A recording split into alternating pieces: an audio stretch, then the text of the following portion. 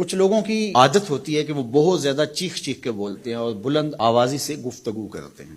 یہ عادت بچپن سے انسان کے اندر پیدا ہو جاتی ہے، پھر آہستہ آہستہ آہستہ آہستہ یہ زندگی کا حصہ بن جاتی ہے.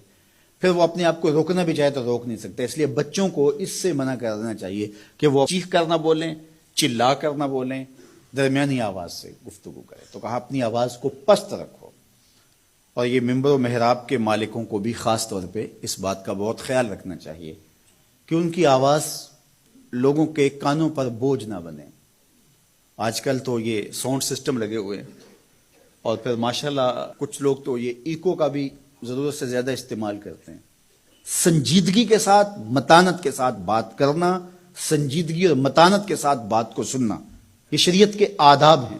جب کسی سے ہم کلام ہوں تو آپ بھی بلند آواز نہ ہو، اور دوسرا وہ اس کا جو جواب دے رہا ہو اس کی توجہ بھی بھٹکنے نہ پائے، وہ اپنے احساسات سے یہ بات بتائے. اور کہیں جواب دینا ضروری ہو تو حرج بھی نہیں ہے. آواز کو معتدل رکھو، خوبصورت رکھو. تو جس طرح بولنے کے آداب ہے اس طرح سننے کے بھی آداب ہے. ویسے ماہرین کہتے ہیں کہ تیز آوازیں بندہ پونے گھنٹے سے زیادہ نہیں سن سکتا. یعنی اس کا سٹیمنا جو ہے وہ اتنا ہی ہے کہ وہ اتنا سن لے. برداشت کر لے اس کے بعد وہ تو الگ بات ہے، لیکن یہ ہے کہ وہ جو آسانی کے ساتھ سن سکتا ہے اتنا ہی سن سکتا ہے. تو اس لیے یہ جو لیکچر بھی ہوتے ہیں جو دنیا کی بڑی یونیورسٹی ہیں وہاں بھی انہوں نے لاکھوں روپے دے کر کے دنیا کے ماہرین بلائے ہوتے ہیں مختلف مضامین پر، لیکن پیریڈ کا دورانیہ یہ نہیں ہوتا وہ 3 گھنٹے کا لیکچر دے رہے ہوں. انسان کی جو ہے وہ ایک کیپیسٹی ہے، اس سے آگے نہیں وہ بڑھ سکتا. اور مجھے بتائیے انسان کو بنانے والے سے بہتر کون بتائے گا؟ قرآن بتاتا ہے. کیا بتاتا ہے؟ وَغْضُضْ مِنْ صَوْتِكَ، اپنی آواز کو پست رکھو.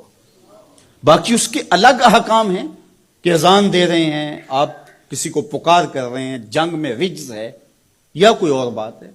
ابھی لائٹ چلی جاتی ہے اور دور تک لوگ بیٹھے ہیں تو مجھے لامحالہ طور پہ اونچا بولنا پڑے گا. میری آواز اونچی ہے تو میں کوشش کروں گا آخری شخص تک آواز پہنچے، وہ ایک الگ بات ہے. لیکن اب یہ آواز ایسے ہی سب تک پہنچ رہی ہے. تو ان آداب کو جب ہم سمجھتے نہیں ہیں تو اپنی بات کو اچھی، کچھ لوگ سمجھتے ہیں کہ زور سے بولیں گے تو لوگوں کے اندر بات اترے گی. ایسا نہیں ہے. بات زور سے بولنے سے نہیں اترتی، بات دلیل سے اترتی ہے. رومی علیہ رحمہ فرماتے ہیں کہ بادلوں کے گرجنے سے نہیں، پھول کھلتے ہیں بارش کے برسنے سے. تو بارش برسے گی تو پھر پھول کھلیں گے، بلکہ وہ جتنی آہستہ آہستہ برسے گی اتنی ہی جذب ہوتی چلی جائے گی. سہج پکے سو میٹھا ہو. اس لیے اپنے لہجوں کو خوبصورت بھی بنائیے، اپنے لفظوں کا انتخاب بھی اچھا کیے، اور اپنی آواز کو پست بھی رکھیے. لوگوں کے کانوں پر آپ کی آواز بوجھ نہ ہو.